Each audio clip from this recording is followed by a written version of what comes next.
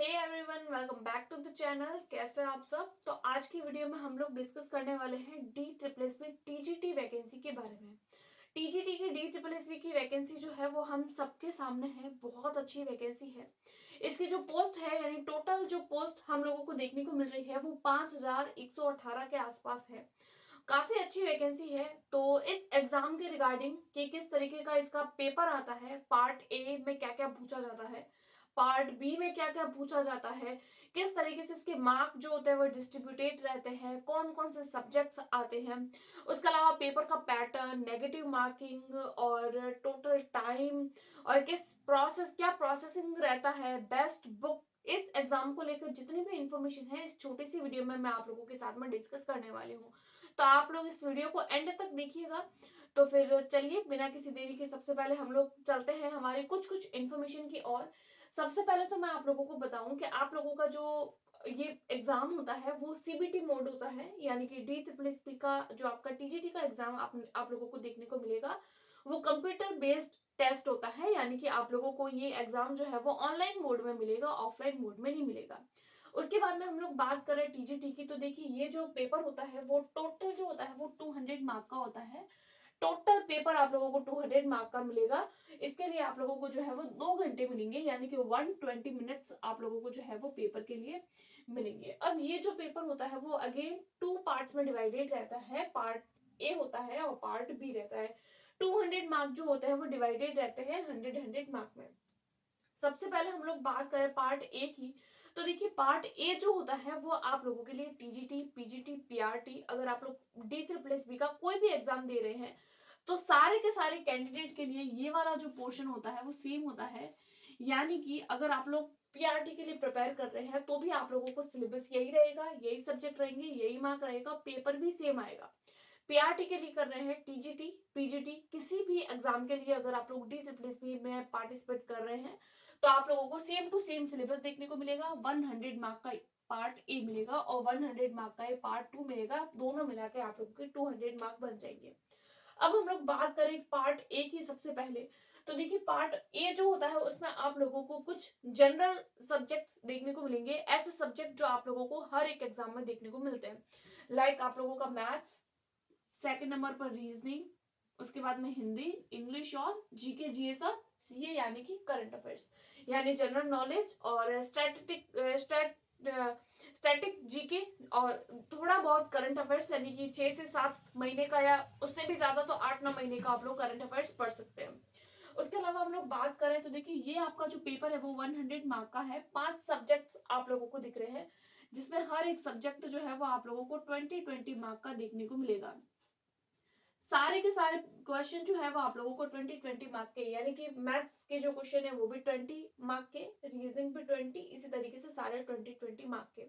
उसके अलावा मैं बात करूं एक डी ट्रिपल एस में एक आप लोगों को अलग चीज देखने को मिलेगी कि मान लीजिए सबसे पहला जो आपका सब्जेक्ट है वो मैथ्स है, यानी कि आप लोग सीबीटी मोड में पेपर दे रहे हैं, कंप्यूटर बेस्ड आप लोगों का एग्जाम है। आप लोगों का मान लीजिए सबसे पहले आप लोगों के सामने मैथ्स के क्वेश्चन आए। मैथ्स के क्वेश्चन मान लीजिए आप लोगों ने 10 क्वेश्चन सॉल्व किए, अब आपको लग रहा है कि नहीं मुझे मैथ्स करने में टाइम लग रहा है तो मैं बाकी वाले क्वेश्चन सॉल्व नहीं कर पाऊंगा, तो मैं उससे वहां पर पुट हो गया रीजनिंग पर। आपने ऐसा किया। अब आप लोगों ने रीजनिंग के क्वेश्चन सॉल्व किए, अब आपको लग रहा है कि नहीं मुझे फिर से मैथ्स पर जाना चाहिए, तो आप लोग नहीं जा सकते। कहने का मतलब यह है कि अगर आप लोगों ने मैथ्स वाला पोर्शन खोल लिया है तो आप लोगों को मैथ्स के सारे क्वेश्चंस जो है वो आप जो है वो सॉल्व करने होंगे। क्योंकि अगर आप लोग एक एक बार जो है अगर आप लोग एक सब्जेक्ट से एक सेक्शन से सेकंड सेक्शन में चले जाते हैं, रीजनिंग पे आ गए तो आप लोग वापस मैथ्स पर नहीं जा सकते। रीजनिंग से अगर आप लोग हिंदी पे आ गए तो आप लोग फिर से रीजनिंग में नहीं जा सकते। हिंदी से इंग्लिश में आ गए तो आप लोग इंग्लिश में वापस से हिंदी में नहीं जा सकते। यानी अगर आप लोगों ने एक पार्ट को सबमिट कर लिया है तो आप लोग अगेन पुराने वाले पार्ट पर नहीं जा सकते। इस बात का आप लोगों को स्पेशल ध्यान रखना होगा डी ट्रिपल एस पी के लिए।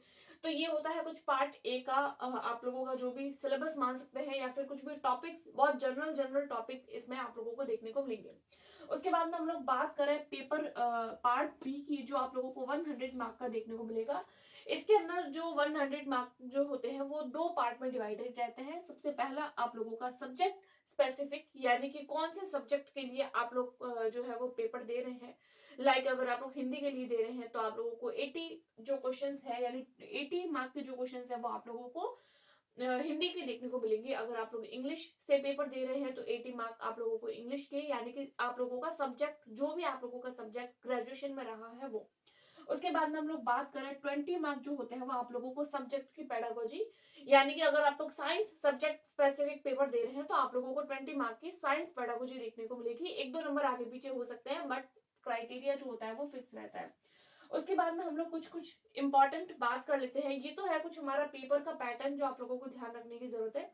उसके अलावा भी कुछ कुछ बातें हैं जो आप लोगों को ध्यान रखनी है। लाइक टोटल मार्क जो मैंने आप लोगों को बता दिया, 200 मार्क का टोटल पेपर होता है, 2 पार्ट में डिवाइडेड है। टोटल टाइम भी मैं बता चुकी हूँ 2 घंटे, यानी कि 120 मिनट। ये बात भी आप लोगों को समझ आ गई है। उसके बाद में हम लोग देखते हैं नेगेटिव मार्किंग। तो हाँ बिल्कुल आप लोगों को नेगेटिव मार्किंग देखने को मिलेगी। 1.1/4 मार्क यानी 0.25 0.25 मार्क जो होते हैं एक क्वेश्चन पर। यानी कि अगर आप लोग 1/4 का मतलब होता है कि अगर आप लोग 4 क्वेश्चन गलत करते हैं तो आप लोगों का एक जो मार्क है वो काट लिया जाएगा। 4 क्वेश्चन गलत करने पर एक क्वेश्चन, एक मार्क जो है आप लोगों का पूरा पूरा कट हो जाता है। अगर आप लोग एक क्वेश्चन को गलत करते हैं तो आप लोगों का 1/4 मार्क काटा जाता है। 2 क्वेश्चन गलत करेंगे तो 1/2। और इस तरीके से अगर आप लोग 4 क्वेश्चन गलत करेंगे तो आप लोगों का पूरा एक नंबर जो है वो कट हो जाएगा। राइट, तो नेगेटिव मार्किंग आप लोगों को इस एग्जाम में देखने को मिलती है। उसके बाद में हम लोग बात करें सिलेबस की, तो देखिए इसका जो सिलेबस होता है तो वो, अगर मैं पार्ट ए के सिलेबस की बात करूं तो वो आप लोगों को DSSP का जो ऑफिशियल वेबसाइट है उस पर आप लोगों को देखने को मिल जाएगा। और बात करें पार्ट बी की, तो देखिए पार्ट बी का जो सिलेबस होता है वो आज तक कभी भी DSSP ने अपनी वेबसाइट पर अपलोड नहीं किया है। लेकिन अगर आप लोगों को फिर भी आप लोगों को ये है कि नहीं मुझे तो एज अ सिलेबस पढ़ना है, तो इसके लिए आप लोग जो है वो 10th तक की या फिर 11th-12th क्लास तक की जो है वो एनसीईआरटी की बुक्स देख सकते हैं। इसके अलावा मेन जो अगर हम बात करें तो आप PYQD के जो है वो अपने सब्जेक्ट स्पेसिफिक देख सकते हैं।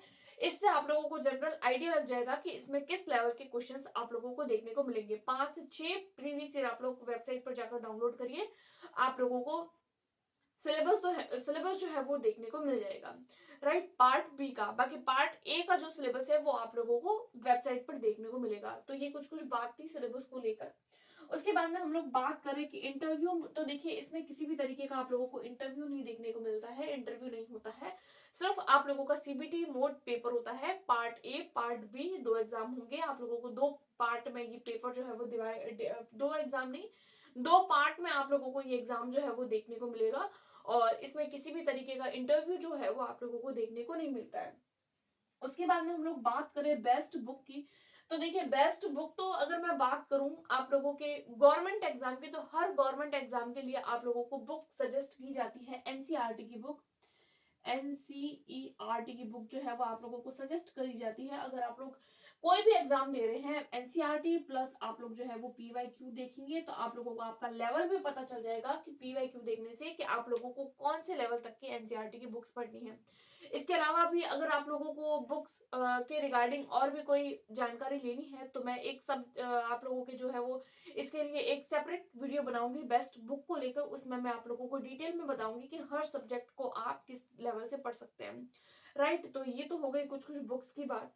उसके अलावा अगर मैं बात करूं पेपर ए के मैथ्स, रीजनिंग, इन सारे सब्जेक्ट की कि आप लोगों को कहाँ से पढ़ने हैं, तो देखिए अगर आप लोग मैथ्स और रीजनिंग जो है आप लोग जनरल जो आप लोगों के एसएससी लेवल की एग्जामिनेशन में पूछी जाती है मैथ्स रीजनिंग उस लेवल की कर सकते हैं। जीके जीएस, देखिए जीके और जीएस जो है वो आप लोग जो है वो 10th क्लास तक के लेवल की कर सकते हैं। और करंट अफेयर्स आप लोगों को 6 से 8 महीने के पढ़ने होते हैं। स्पेशली इंटरनेशनल, नेशनल लेवल के स्पोर्ट्स वगैरह इन सब से रिगार्डिंग आप लोगों को क्वेश्चन पूछे जाएंगे। हिंदी और इंग्लिश जो होती है वो आप लोगों को 10th लेवल की पढ़नी पड़ती है। उसके अलावा आप लोग जब प्रीवियस ईयर देखेंगे तो आप लोगों को खुद आइडिया लगेगा कि ये सारी चीजें जो है वो आपको किस लेवल की पढ़नी है। बल्कि बात करें सिलेबस की पार्ट ए के, तो अब वो आप लोगों को वैसे भी इसकी वेबसाइट पर मिल जाएगा, तो आप लोग वहां से डाउनलोड कर सकते हैं और देख सकते हैं। जस्ट आप लोगों को आइडिया लग जाएगा। राइट, तो आज की वीडियो में हम लोग इतनी ही बात करेंगे। इसके अलावा अगर आप लोगों को DSSS को लेकर कोई भी इंफॉर्मेशन चाहिए या किसी भी तरीके का कोई डाउट हो तो आप मुझे कमेंट कर सकते हैं। मैं आप लोगों को ज़रूर रिप्लाई करने की कोशिश करूँगी। तो आप लोग आज से ही प्रिपरेशन स्टार्ट कर दीजिए और अगर आप लोगों को वीडियो पसंद आई है तो please like, subscribe and share. Thanks for watching.